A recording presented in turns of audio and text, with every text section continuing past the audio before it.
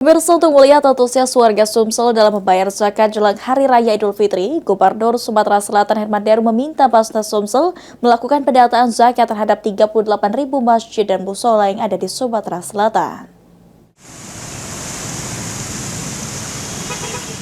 Untuk melihat antusiasme warga Sumatera Selatan dalam membayar zakat menjelang Hari Raya Idul Fitri, Gubernur Sumsel Herman Deru meminta Basnas Sumsel melakukan pendataan zakat di seluruh masjid dan musola.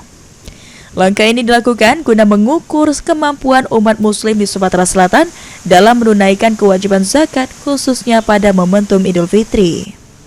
Selain itu, pendataan yang dilakukan agar Pemprov Sumsel juga dapat memiliki data perbandingan penerimaan zakat setiap tahun, khususnya pada momen warga Sumsel pulang ke kampung halaman dan menyalurkan zakat di daerah masing-masing. Tapi saya minta Basnas untuk, ini kan mau lebaran, agar ada data nanti, ada zakat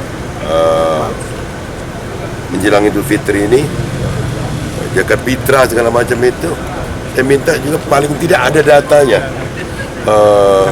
Bukan mau ngatur, tapi mau ada datanya. Kita minta agar berapa sih sebenarnya kekuatan kaum muslim ini saat para perantau pulang dan saat memang masyarakatnya dalam keseharian. Sementara itu, Ketua Basnas Sumsel Darami mengatakan setiap masjid telah memiliki unit pengumpul zakat masing-masing. Nantinya setiap masjid di Sumatera Selatan akan dilakukan pendataan oleh Basnas di masing-masing kabupaten kota. Di bahwa Basnas ini ada Basnas kabupaten kota, ada provinsi Sumatera Selatan. Maka pada konteks masjid-masjid seperti ini, maka dia balik ke Basnas kota kabupaten. Maka biasanya di masjid ini sudah ada unit pengumpul zakat masing-masing.